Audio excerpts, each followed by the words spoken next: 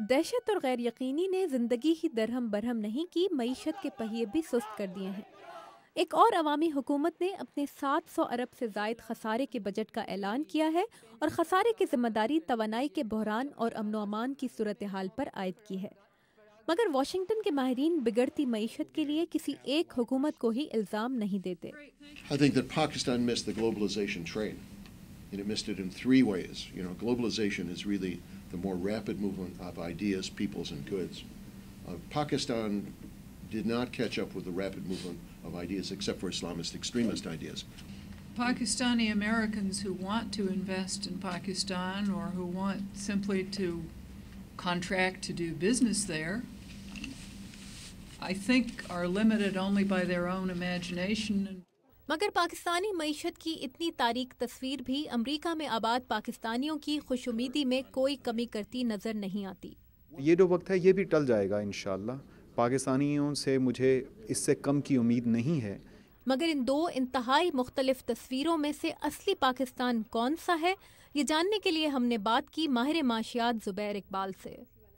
زبیر اقبال صاحب، گلاس آدھا خالی ہے یا آدھا بھرا ہوا ہے؟ میں تو اس کو آدھا خالی کہوں گا اس وقت، لیکن چند فیصلوں کے بعد شاید یہ گلاس جو ہے آدھا بھرا ہوا ہو۔ پاکستان میں امن و امان کی جو صورتحال ہے اور معیشت کا جو اس وقت سیناریو آپ دیکھ رہے ہیں، کس طرح آپ کے خیال میں یہ دونوں ایک دوسرے پر اثر انداز ہوئی ہیں؟ اکنامک انسیکیورٹی جو ہے وہ پولیٹیکل اور سوشل انسیکیورٹی کی وجہ سے پیدا ہوتی ہے۔ جب وہ پیدا ہوتی ہے تو پھر گروتھ رک جاتی ہے۔ یہی پاکستان میں اس وقت ہوا ہے۔ یاد رکھیے کہ NWFP جو ہے اس میں پاکستان کی 10% GDP پروڈیوس ہوتی ہے اور 20% سے زیادہ مائننگ پروڈکشن وہاں سے آتی ہے۔ آج کل جو حالات ہیں اس کی وجہ سے وہاں پر گروتھ بھی کم ہو گئی اور مائننگ پروڈکشن بھی گر گئی، جس کی وجہ سے تمام ملک پہ اثر ہو رہا ہے۔ اس کے علاوہ وہاں کی انسرٹنٹیز جو ہیں اور اب جو اربن ایریاز میں جو ٹیررزم ہو رہی ہے اس کی وجہ سے انسیکیورٹی بڑھ گئی ہے۔ اس لیے یہ امید رکھنا کہ لوگ انویسٹمنٹ کریں گے ذرا مشکل ہو جاتا ہے۔ however اگر صحیح پالیسیز ہوں جس کے تھرو آپ اس پرابلم کو آئسولیٹ کر دیں تو پھر بڑی حد تک انویسٹمنٹ ریسٹور ہو جائے گی۔ یہ کہا جا رہا ہے کہ IMF کا جو پروگرام ہے اس کی وجہ سے پاکستان میں گروتھ کا جو ریٹ ہے وہ تھوڑا کٹیل ہوا ہے، آپ کا کیا خیال ہے اس بارے میں؟ یہ کہنا زیادتی ہے۔ وہ اس لیے کہ جب پاکستان IMF کے پاس گیا تھا تو پاکستان کے پاس اور کوئی ایونیو باقی ہی نہیں تھا، جسے کہنا چاہیے کہ اس وقت گھر میں آگ لگی ہوئی تھی اور آپ کو ایک فائر بریگیڈ کی ضرورت تھی۔ اس فائر بریگیڈ نے آ کے آگ بجھائی اور آپ کو پیسے دیے تاکہ آپ دوبارہ اس ملک کو ریکنسٹرکٹ کریں، اس گھر کو دوبارہ ریکنسٹرکٹ کریں۔ ظاہر ہے کہ سب کچھ کرنے کے لیے یہ ضروری تھا کہ گورنمنٹ کی اسپینڈنگ کم کی جائے اور انفلیشن کو کم کرنے کے لیے افراط زر کو کم کیا جائے۔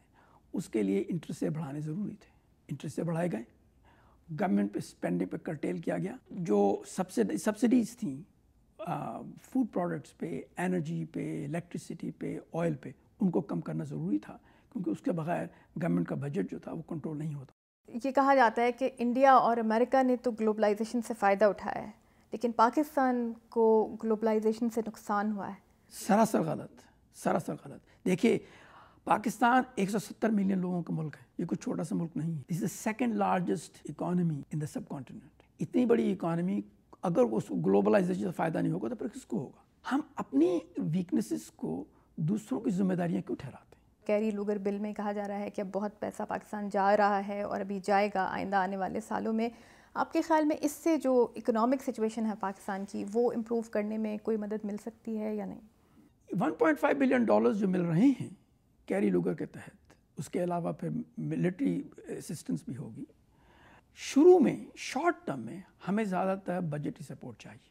وہ اس لیے کہ اگر ہمیں بجٹری سپورٹ ملتی ہے تو ہمیں ایک سپیس مل جاتی ہے، ایک وقت مل جاتا ہے جس میں پھر ہم اپنا ٹیکس سسٹم امپروو کر سکتے ہیں، اپنی ایڈمنسٹریٹو کیپیسٹی کو امپروو کر سکتے ہیں، جس کے تحت اگلے 3-4 سال میں ہم اپنا ٹیکس بیسس وہاں تک پہنچا دیں کہ ہمارا ریونیو اتنا بڑھ جائے کہ ہمیں فورن بوروئنگ کی یا فورن اسسٹنس کی ضرورت نہ رہے۔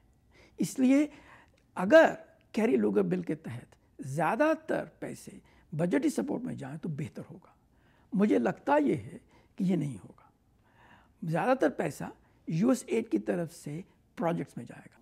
اس وقت آئی ڈی پیز کی جو سچویشن ہے، جتنے بے گھر لوگ اس وقت سوات اور دوسرے علاقوں سے صوبہ سرحد کے مختلف علاقوں میں اب کیمپس کے اندر ہیں، اگر وہ 1-2 مہینے کے اندر جیسے کہ کہا جا رہا تھا نہیں جاتے اپنے گھروں کو واپس، تو یہ پاکستان کی ایک اوور آل اکانومی کے اوپر، آئندہ آنے والے بجٹ کے اوپر کس طرح سے اثر انداز ہوگی؟ چیز ہوگا یہ کہ جو ڈیولپمنٹ ایکسپینڈیچر کے لیے اسپیس کریٹ کی گئی تھی وہ کم ہو جائے گی. وہ ڈیولپمنٹ ایکسپینڈیچر کو ٹرانسفر کرنا پڑے گا آئی ڈی پی کو سپورٹ کرنے کے لیے، ان کو مینٹین کرنے کے لیے. جب یہ ہوگا تو اس کے 2 اثرات ہوں گے.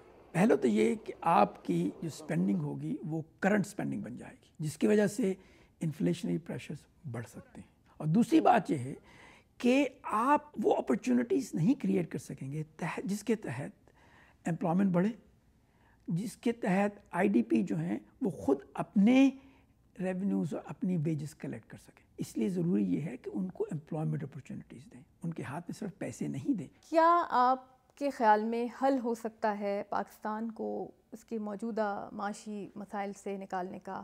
سب سے اہم بات یہ ہے کہ گورنمنٹ اپنا ٹیکس ریونیو بڑھائے.